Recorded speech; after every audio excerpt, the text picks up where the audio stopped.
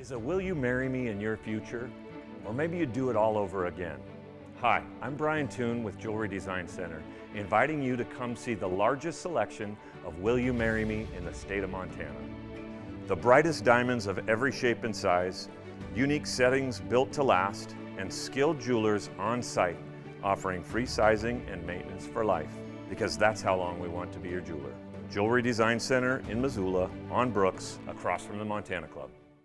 Big Sky Breakdown, proudly presented by the Bobcat Collective at Montana State. The Bobcat Collective is the NIL collective that serves Montana State University student athletes. The collective has partnered with Montana State to connect fans, alumni, businesses, and local nonprofits with Montana State student athletes. Opportunities through the collective allow student athletes to earn compensation while serving the greater Montana State University community. Sign up now for memberships and enjoy automatic entry into raffles for free tickets while supporting the bright minds at Montana State. They have multiple different membership tiers, and you can also be a one-time supporter, and you can also business partner or corporate supporter. Visit bobcatcollective.com for more. Riding with Ryder, back for another week, but we're into the playoffs now, and actually I feel like I haven't talked to this guy forever, Michael Ryder, joining us, because we didn't have any episode last week with the Thanksgiving holiday. So, Mikey, happy Thanksgiving, happy December, good to see you, man. How you doing? Yeah, doing good, man. Thanks for having me, and crazy that we're already in December. Gosh, fall sneaks up and you feel like holy cow, it's Halloween, and then you blink and it's Thanksgiving. And so we're doing well in our house. Christmas tree's up, all the decorations are up. Dad was smart about a month ago and got the Christmas lights up when the weather was warm. So we're a full stand into Christmas right now, which is fun in our house. I love it, man. Well, it should be a fun time of year. Your thoughts on what went down in Bozeman 2 weeks ago? We've talked quite a bit about the Bobcat Grizz game and the 34-11 win. What did you think just of the sort of back and forth and the performance on each side?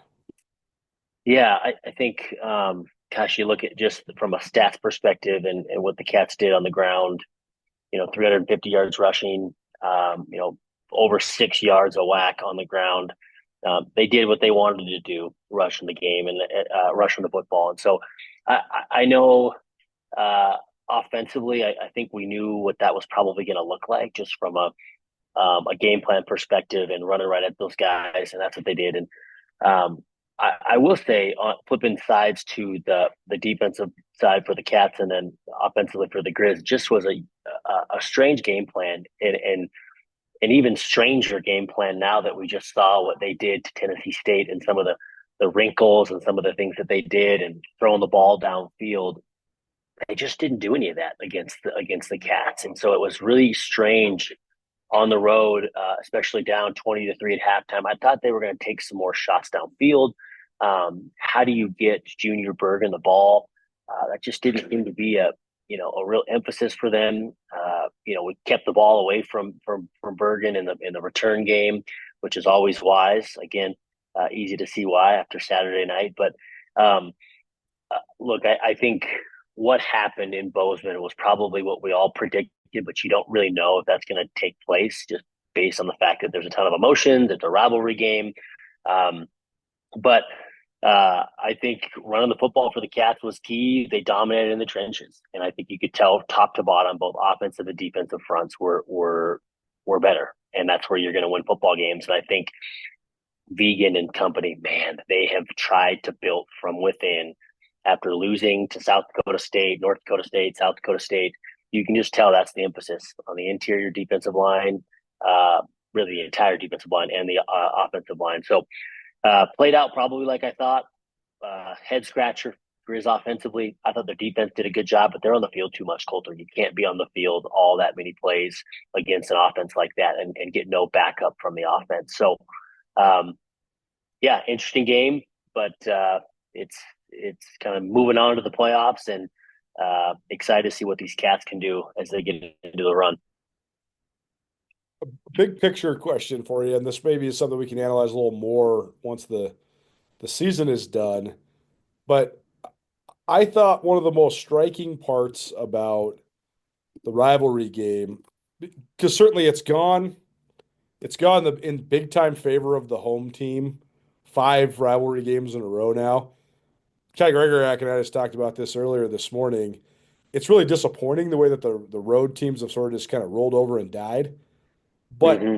but the one thing that stood out to me about this game, aside from the other previous four matchups, I thought in 2019, Montana got overwhelmed by the environment, and that Montana State team was just on a mission.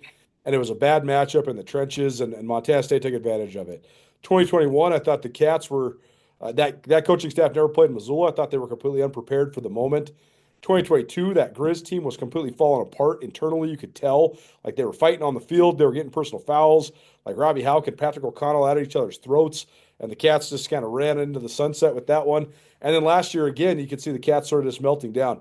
All that said, it was the mental factors that really made the road team really struggle.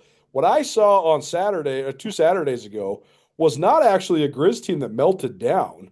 I thought it was a Grizz team that was just completely overmatched. That was the part that was startling. Is you look at even those the losing team on either side for the previous four. It's not because they didn't have as good of players as the other side. They just didn't play very well.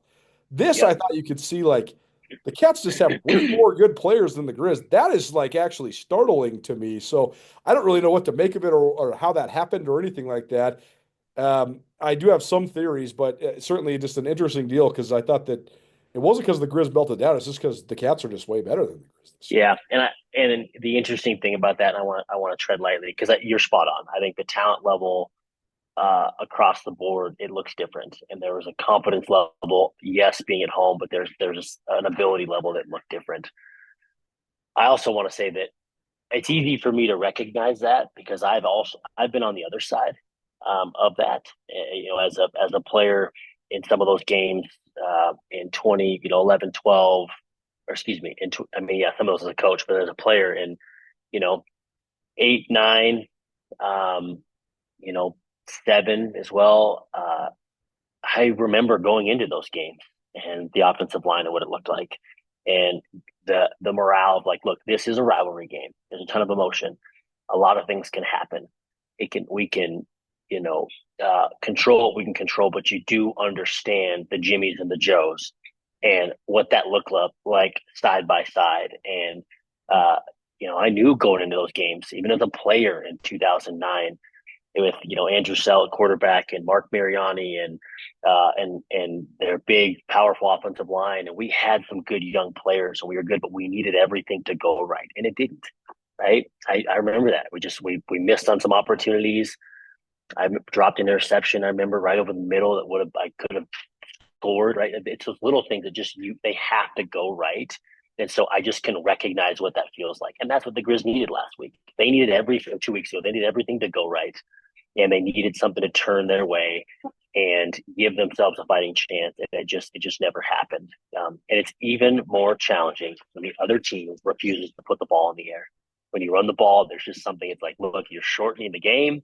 There's less opportunity for air unless somebody's going to put it on the ground.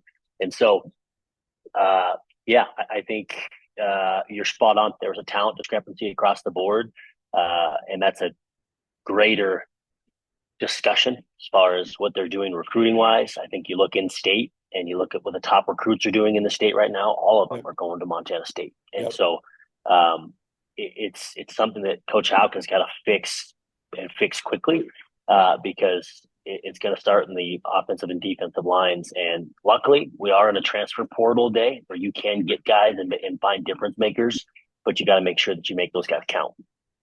No question. I also just wonder like how much relying on the transfer portal can actually help you because I mean look at Montana State, man.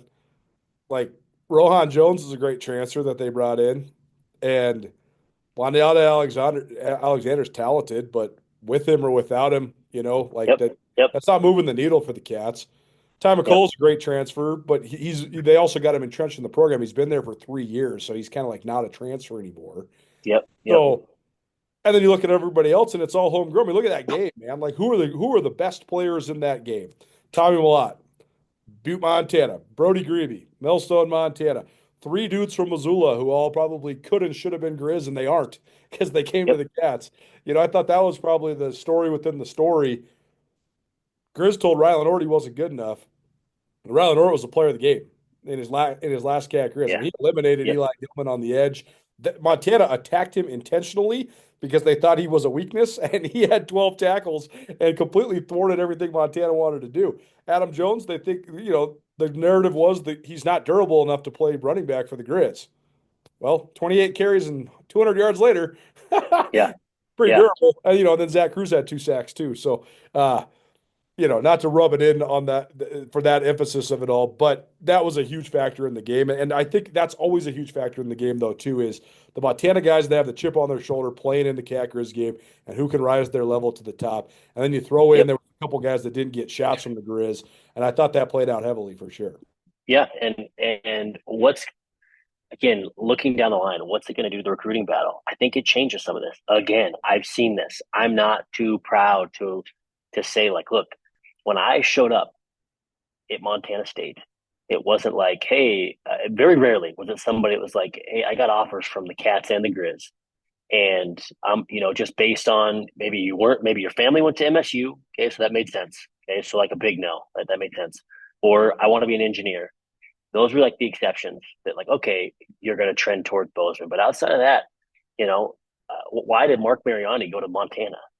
Well, I can kind of tell you what that. I mean, there's just a lot of momentum there. And so this stuff matters. The recruiting in this state matters.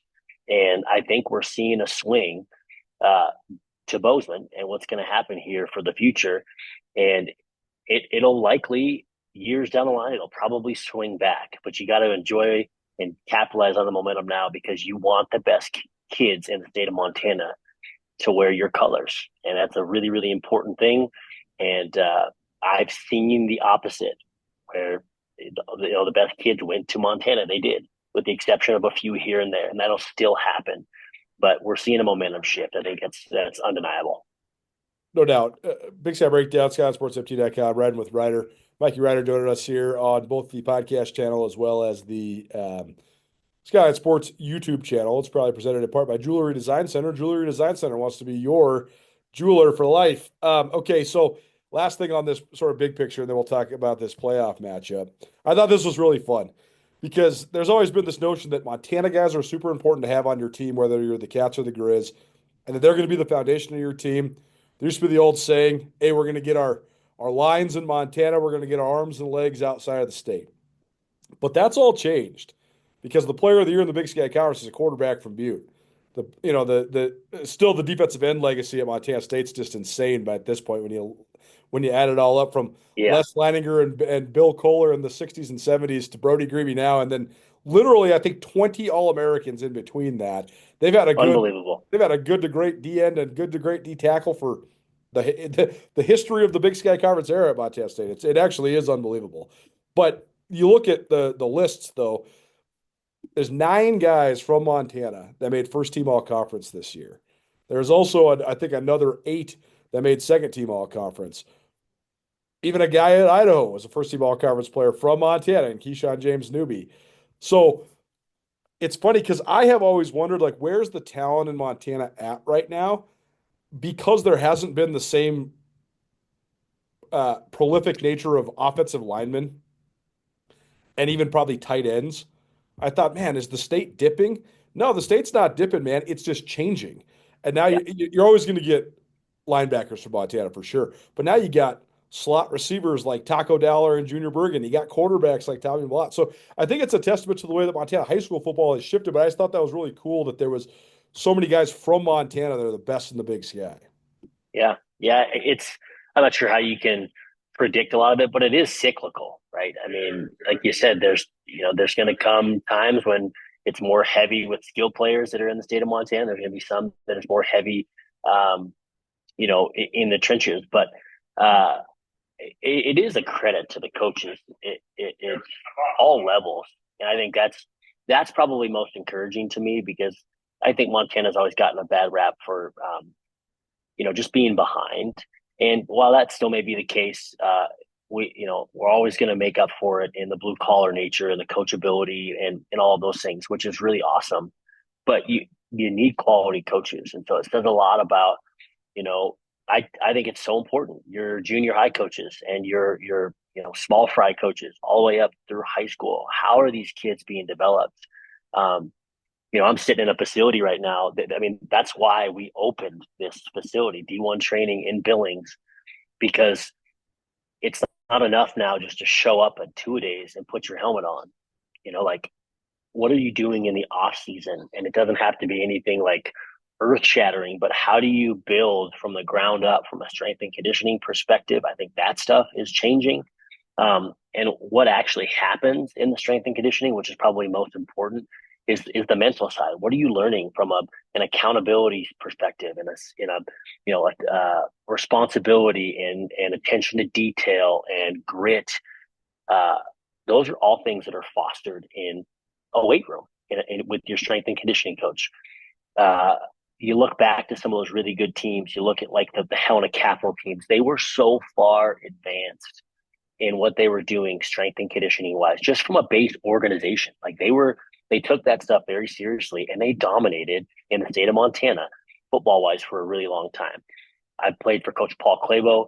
He took it really seriously. It took a while, but I'm not saying what we were doing was probably the safest, but we were pretty darn tough, and we had good players. For But sure. we were squatting, we were cleaning, and we were benching a couple times a week. So, the pure science to it, maybe I debate some of that now, but there is something to say about that. What's happening in the weight rooms? What's happening in the quality of coaching? Coaches can now go anywhere to get content. How do you install, 3-match coverage? What does quarters look like? We now have all of this knowledge at our fingertips where we didn't have that anymore. So these coaches can hone their craft, in their basement and actually learn some of this stuff. And I think what we're seeing is the kids being the beneficiaries of this. And then now the recruitable athlete looks different. So just a couple of my thoughts on that. But I love seeing it. I love seeing quality football players being produced here in the state of Montana. It's fun to see, and I hope it continues on this trend. For those keeping track at home, Tommy Malott from Butte, Marcus Ware from Billings on the first team All-League offense, Brody Greavy from Melstone, McCain O'Reilly of Bozeman. And then you also had Keyshawn James Newby from Idaho, who comes by way of Helena, Rylan Ort from Missoula, Junior Bergen from Billings was the first team All-League kick returner, Taco Dollar from Billings, first team All-League punt returner. And then on the second team All-Conference, you also had several guys from the Grizz, Trevin Gradney from Billings, Ryan Tyrrell of Missoula. So a whole bunch of guys recognized from the state of Montana. TJ Roush, the second team All-League guy, out of Missoula on special teams as well for the Grizzlies. So a ton of guys from Montana that got recognized on the all-conference list. Join Town Pump's Pump It Up Rewards Plus program and never pay full price for fuel again. Save 5 cents on every gallon every day at any Town Pump across Montana. Plus, earn and redeem points on your favorite in-store items to get free stuff with our clubs. Stop in and pick up a rewards card. Download the Pump It Up Rewards Plus app today. Or visit townpump.com/rewards to register and start saving. Town Pump. Right down the road. Pump it up. Oh, yeah. Big Sky Breakdown, proudly presented by the Bobcat Collective at Montana State. The Bobcat Collective is the NIL collective that serves Montana State University student athletes. The collective is partnered with Montana State to connect fans, alumni, businesses, and local nonprofits with Montana State student athletes. Opportunities through the collective allow student athletes to earn compensation while serving the greater Montana State University community. Sign up now for memberships and enjoy automatic entry into raffles for free tickets while supporting the bright minds at Montana State. They have multiple different membership tiers, and you can also be a one-time supporter, and you can also business partner or corporate supporter. Visit bobcatcollective.com for more. Lists. All right, so now when it comes to turning the page, it's interesting because like the whole narrative of the pressure that comes with the number one seed has been one that's been a little bit not that big of a point because South Dakota State the last 2 years has been just number one wire to wire. Like they were just number one for like 100 weeks in a row. So Yeah, they just knew exactly what it was like. I mean, they didn't lose for years. And before that, it was North Dakota State that lost like 8 times in the span of 10 years or whatever. They won 9 national championships. So, being the number one seed, the novelty had completely worn off. It's the expectation. It's what they've been. Well, Montana State's never been the number one seed. So it's a huge advantage at home throughout the playoffs. You're on the opposite side of the bracket as the Dakota schools. but also you never been here before. So what do you think of that dynamic for the Cats in this playoff draw? Yeah, I think once you've been in the playoffs, um, a handful of times like the Cats have, but they haven't had that number one seed. I think there's such a huge advantage. My guess is there's probably not a ton of pressure. It's more like almost a sigh of relief. Like finally, we don't have to go make we didn't drop the 29-10 loss against the Grizz and then win a home game and have to go down to Sam Houston State, right? Or you're not anticipating winning and then having to go on the road. It's like, look, we get to be in the comfort and the confines of our own beds, and people come to us, and it's been such a home field advantage. I think the pressure is just on the visiting team. Winning football games is hard. Winning football games on the road is exceptionally difficult, particularly. And this isn't, these teams aren't playing in the SEC. It's not like they're going, week in and week out into these huge crowds, both home and away. Some of these teams are just not used to the environment. So I think the pressure's on the visiting team. The Cats have, they take that 1-0 mentality and protecting home field, but there's just something that when it is a factor, and the other team has to deal with it, and you don't. That's a big piece to it. So, the thing that's interesting about this particular game, when I first saw them, and I watched that game against New Hampshire, and I watched UT Martin win, I was just thinking, like, boy, some of that advantage. Is it lost a little? Because UT Martin has been here in 2021. So, their head coach has got a little bit of an idea. What is it going to look like? What's it going to sound like? How do we prepare a little bit differently? What's our silent count going to look like? So how many players were on that team that actually contributed to the game? That's probably a stat that you have. But I do think there's an advantage that maybe lessens an advantage for UT Martin that probably lessens the home field advantage, just for the fact that, like, hey, within the last 3 years, we've actually been in the stadium to take on the Bobcats. So it'll be interesting to see, if they change anything from their 2021 trip up here. The other thing I'm so curious about is, to this point, what we've seen from this Montana State team, it seems like a storybook. Like, you start at the very top, Wada Cruzado announces her retirement. And, then like the pictures we got of her kissing the trophy at the end and all this stuff, like, it's just too good, man. It's too good to be true. Like, she loves the university so much, but she's also getting the perfect football season to send her out. That combined with all these seniors that have come up short in all these different varieties of ways, whether it's in the national championship or in Brookings or last year at home, getting the extra point blocked. It just seems like all these factors have played into this. That said, and all the due respect to North Dakota State and South Dakota State, no one gets their story told like Montana and Montana State. Nobody. And so that then can become sort of, I don't want to say a distraction, but it is a part of the narrative, right? Like, every week that the Cats win now, they're one more step closer to doing something that they haven't done in 40 years. And these guys, they know that this destiny that they sort of projected is closing in. So, like, from a coaching perspective, how do you sort of close these guys in? Because you want to embrace all those good feelings and all that great juju and all that stuff, but also you don't want these guys out of their skis and, counting it before you get to Frisco. So how do you sort of mitigate those distractions? Well, I think so. When you start talking about, is there pressure with the home field advantage? In contrast to what you just alluded to, I think there's more pressure. I agree with, like, hey, there's this narrative, and the seniors are what we've overcome and trying to maintain this streak, and we're undefeated. I think there's more of that than there is the fact of just being at home. I think just being at home is a straight advantage, and there's just a straight comfort. End of story, right? But now you start talking about what you just alluded to. It's like, it becomes this thing, and there is some pressure in this balloon, and you're like, all right, how do we tackle this from a coaching staff? And again, I don't know what Coach Vegan is going to talk about, but my guess is going to be the same rallying cry, just going 1-0. And so that's what this team is focused on, week in and week out. That's been their rally cry. Just go 1-0, win the day. That's it. And then we'll win on Saturdays and take that workman-like approach. And so lucky for them, they're in that situation. That's been the rallying cry. They're 12-0, and that's exactly what they need to do. They need to go win on Saturday. You can't worry about 2 weeks or what Frisco's going to look like or who's going to show up in the semis. You just got to go and put your hard hat on and go to work. Watching Tennessee, did you watch the Grizz game on Saturday, by the way? I did. Yep. So watching Tennessee State, I think was sort of a precursor to what we're going to see from Tennessee Martin too. I'm always so interested in these teams from like the Ohio Valley because when you watch them, especially if you get there for warmups, you're like, man, speed, they got speed for sure. Like Yep.